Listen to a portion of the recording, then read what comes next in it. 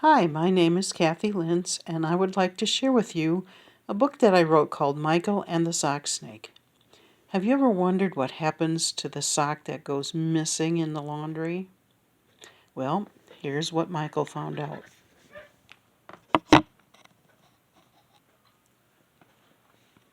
Michael and the Sock Snake.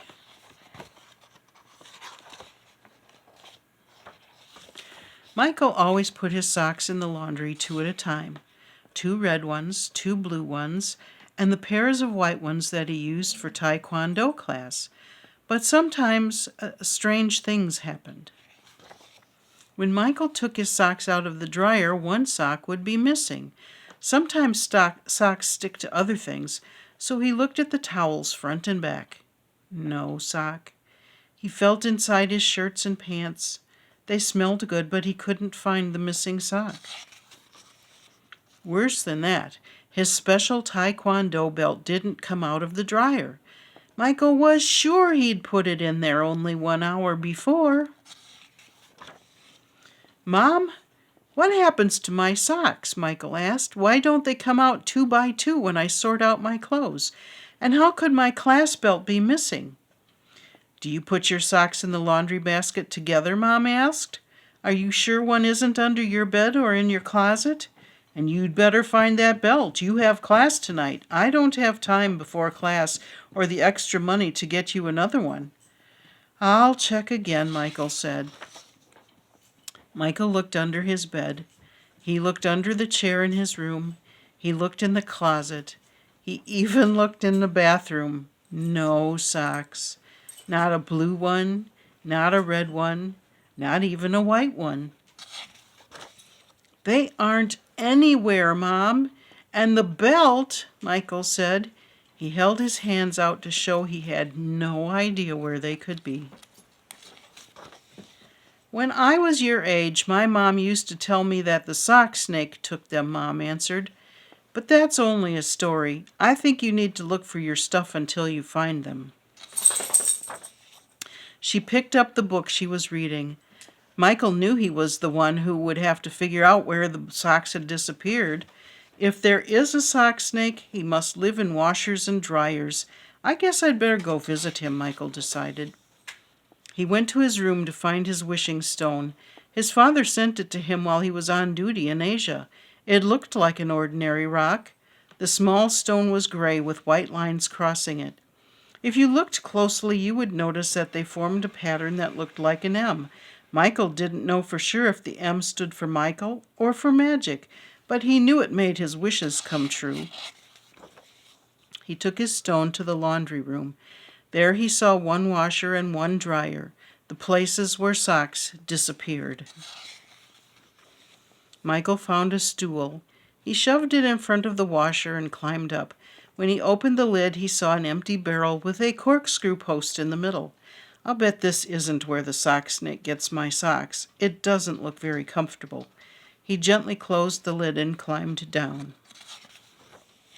It was easier to look into the dryer. The door was in the front.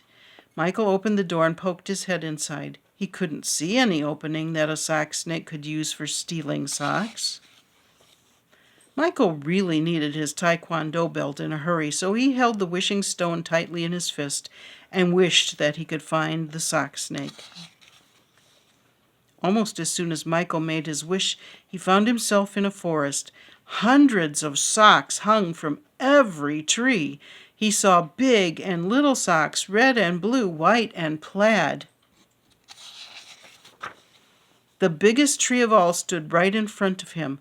A large snake was coiled up on one of the lower branches just above Michael's head. It wore a green sock on his head and a white one on his tail.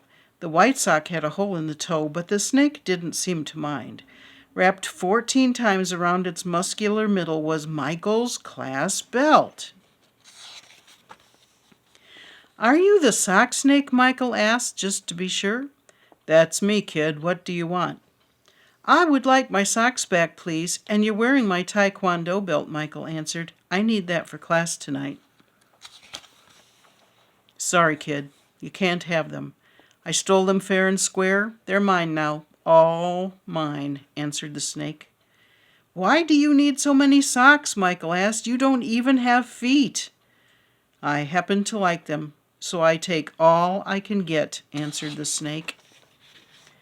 Could I just have my socks back? I need 2 of each kind, and you have almost half of my pairs of socks. Michael tried again. At least give me my belt and my white uniform socks. Not a chance, kid. They're all mine now, answered the snake. And by the way, I'll take the rest whenever I want. I know how to make dryers work for me. He turned his head away as if he didn't want to talk any more. Michael started to get angry. It's not right to steal, he yelled. You don't need my socks, and I do. The snake stuck out its forked tongue and hissed at Michael. Michael reached high and grabbed the end of the branch the snake was on. He pulled it down as far as he could. Now Michael was eye to eye with the snake. He stared right into the snake's surprised eyes and said, I want my socks and belt back, and everyone wants theirs back too. He let go of the branch. It flew up in the air, and so did the snake. Michael didn't see where the snake landed because he suddenly found himself back in the laundry room at home. The dryer door hung open. The dryer that had been empty just a little while ago was full. He found socks of 3 sizes and many different colors. Some were Michael's size and some were his mother's. While he sorted the socks, Michael laughed. He held up some green army socks and said, I guess the sock snake even visits Asia. We'll have to send these back to Dad. He put the 3 piles in a laundry basket and laid his class belt neatly on top.